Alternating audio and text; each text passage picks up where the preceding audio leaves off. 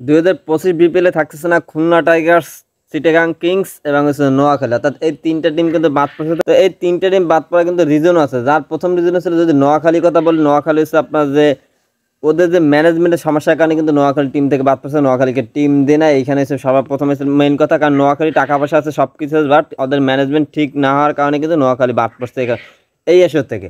এর সাথে সাথে কিন্তু চিটাগাং কিংস কিন্তু বাদ পড়ছে। তবে চিটাগাং কিংস বাদ পড়লে চিটাগাং দর্শকের জন্য আর একটা সুযোগ সুবিধা আছে যে এই চিটাগাং কিংস বা চিটাগাং দল নিতে কিন্তু অন্য একটা কোম্পানি কিন্তু আগ্রহ দেখায়, অর্থাৎ চিটাগাং কিংস যদি দল না পায় সেক্ষেত্রে কিন্তু তারা কিন্তু দলটা নিয়ে নেবে। তো চিটাগাং কিংস দলটা বাদ পড়ার রিজন ছিল তারা কিন্তু বিসিবির সাথে, বিসিবি তাদের কাছে কিন্তু অনেক পরিমাণ টাকা পাবে, শুনছি নাকি 46 কোটি টাকা পাবে। তো এইখানে অনেক মানে বিসিবি টাকা পাবে, তারপর আপনার শহীদ আফ্রিদি ছিল সে টাকা পাবে, তারপর ইয়াসা সাগর সে টাকা পাবে, তারপরে ছিল আপনার অনেক প্লেয়াররা টাকা পাবে, যার কারণে কিন্তু এই সমস্যার কারণে কিন্তু অর্থাৎ চট্টগ্রাম কিংস বা চিটাগাং কিংস কিন্তু এক্ষেত্রে কিন্তু বাদ পড়ছে।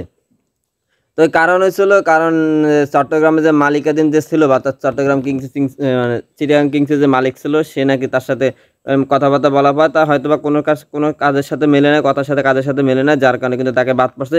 এটা বাদ পড়া ভালো হয়েছে, কারণ হচ্ছিল বিপিএল দীর্ঘদিন যেরকমভাবে চলছে আমি মনে করি এরকম চলা থেকে না চলাই ভালো। কারণ বিপিএল গত বছর কিন্তু চিটাগাং কিংস প্লেয়ারদের কিন্তু মাথায় কিন্তু কাপড় অর্থাৎ হেলমেটে কিন্তু কাপড় পেঁচায় কিন্তু খেলাইছে। এরকম মানে নিম্নমানের একটা লিগ আমি মনে করি হয় দরকার ছিল না, না এর থেকে ভালো।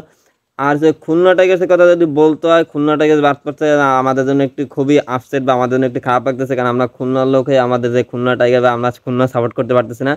কারণ এখানে খুলনা টাইগার্স বাদ পড়ছে, এখানে অন্য কোনো দল বা অন্য কোনো কোম্পানি কিন্তু খুলনা টাইগার্স নেওয়ার জন্য বা খুলনা কোনো দল নেওয়ার জন্য কোনো আগ্রহ দেখায় না। তো খুলনা টাইগার্স বাদ পড়ছে, এইখানে কিন্তু বাদ পড়ার রিজন ছিল আমার যতটুকু মনে হয় যে খুলনা টাইগার্স হালকা পাতলা কিছু টাকা আমার পেমেন্ট মনে হয় বা বাকি ছিল, যার কারণে কিন্তু খুলনা টাইগার্স বাদ পড়ছে, যার কারণে কিন্তু তাদেরকে নিয়ে নেয়। তবে খুলনা টাইগার্সের যে মালিক ছিল হয়তো বা সে কিন্তু চাইলে কিন্তু সমস্যাটা সমাধান করতে পারতো, কারণ সে বিগত দিন থেকে বিপিএল নেওয়ার চেষ্টা করতেছে এখনও তাই। বুলবুল সাহেব হয়তো বা বিপিএল এর নিয়ম বা সিস্টেমটা সম্পূর্ণ পরিবর্তন করতে চাইতেছে, যার কারণে কিন্তু খুলনা টাইগার্সকে নিয়ে নেয়। তো আশা করি খুলনা টাইগার্স এই বছর না থাকলেও সামনের বছর থেকে থাকবে। তবে এই বছর খুলনা টাইগার্স যেহেতু নাই, সাপোর্ট করতে গেলে এখন দল বাইছে নিতে হবে, সেটা হচ্ছে প্লেয়ার ড্রপের পর বা প্লেয়ার নিলামের পর কিন্তু দল একটা বাইছে নিতে হবে আমাদের খুলনা দর্শকের জন্য।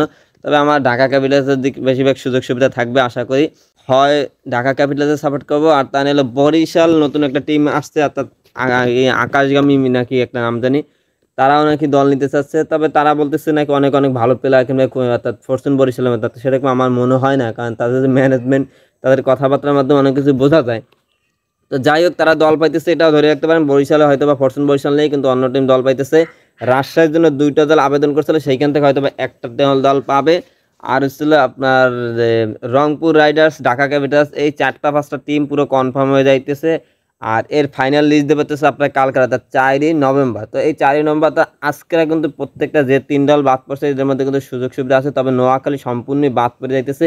চিটাগাং কিংসের সুবিধা আছে, কারণ চিটাগাং কিংসের যদি এই যে সকল সমস্যা এই সমস্যাটা যদি সমস্যার সমাধান করে নিতে পারে সেক্ষেত্রে কিন্তু চিটাগাং কিংস কিন্তু দল পাবে, সেক্ষেত্রে কিন্তু চিটাগাং যে নতুন যে দল নিতে চাইতেছে সেক্ষেত্রে কিন্তু সে পাবে না।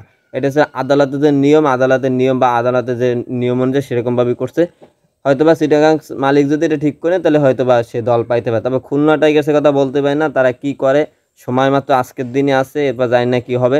হয়তোবা খুলনা টাইগার্স এবছর থাকবে না, খুলনা এখান থেকে সইরে যাইতেছে, কিচ্ছুই করার নাই। কারণ খুলনা যে মালিক আসলে চুপচাপভাবে এত বছর কাজ করে গেছে, আমার যত জানা মতো সম্ভবত না 10 বছর নাকি তারা এই ফ্র্যাঞ্চাইজি এসে আসেন, 10 বছর নাকি 5 বছর ধরে এরকমভাবে আসে।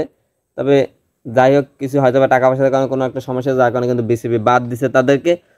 তবে এই বছর যে টিমগুলো হবে তাদের সাথে 5 বছরের চুক্তি হবে, আশা করি একটা ভালো একটা বিপিএল হইতে যাইতেছে এই বছর থেকে। অথবা এই বছর ভালোভাবে না হলে, কারণ এই বছর সময় খুবই স্বল্পতা, হয়তোবা সামনের বছর থেকে খুব ভালোভাবে একটা দল বা একটা বিপিএল আয়োজন হবে। কারণ প্রত্যেকটা লিগ দেখেন কতটা জাঁকজমকভাবে উন্নতি হইতেছে, কিন্তু আমাদের লিগ দিন যেতেছে শুধুমাত্র ডাউন হইতেছে। এর একমাত্র রিজন আছে আমাদের যে গরিব স্মার কাজে মালিকগুলো আছে, মানগিরিপুত্তা এরে আনে ওরে আনে, টাকা দেনা পয়সা দেনা, ওই প্লেয়ারদের টাকা দিতেছে না, ঠিকমতো পেমেন্ট দিতেছে না। প্লেয়ার চিটাগাং কিংসের মালিক বলছে যে আমাকে ইমন খুশি করতে পারে না, তাই তাকে যে কীভাবে ইমন খুশি করবে সেটাই বুঝি না, যার কারণে কিন্তু এর কারণে কিন্তু চিটাগাং কিংসে বাদ পড়ছে নিজের দোষের কারণে। তো যাই হোক শেষমেশ একটা কথা বলবো যে কালকেরা ফাইনাল লিস্ট দেবে আপনার রংপুর রাইডার্স, ঢাকা ক্যাপিটালস, বরিশাল এরপর হচ্ছিল আপনার সিলেটে থাকার সম্ভাবনা বেশি আছে। রাজশাহী যে কোনো দুই টিমের এক টিম রাজশাহী দুইটা দল নিচ্ছে, যে কোনো একটা দল থাইকে যাবে অবশ্যই। এই 4-5টা টিম অবশ্যই কনফার্ম হয়ে গেছে। তবে এইখান থেকে যারা ভালো সেইখান থেকে আপনার 5 থেকে 6টা টিম নিয়ে দল গঠন করবে বা লিগটা শুরু হবে। আশা করি সবাই বিপিএলটা এবার ঝাঁকজমকভাবে উপভোগ করবেন, শুধুমাত্র আমরা খুলনা টাইগার্স বাদে। কারণ আমাদের জন্য কিছু কারণ নোয়াখালীদের আগে কোনো সময় টিম নিয়ে নেয়, সেক্ষেত্রে নোয়াখালীদের না তো আপসেট হওয়ার কোনো কিছু নয়, তারা অন্য টিম সাপোর্ট করতেছে, বড় ভাই এরকম করতে পারবে অথবা ভবিষ্যতে সুযোগ থাকতে পারবে। তবে আমরা বিপিএলে খুলনাকে পরবর্তী ইনশাল্লাহ দেখতে চাই।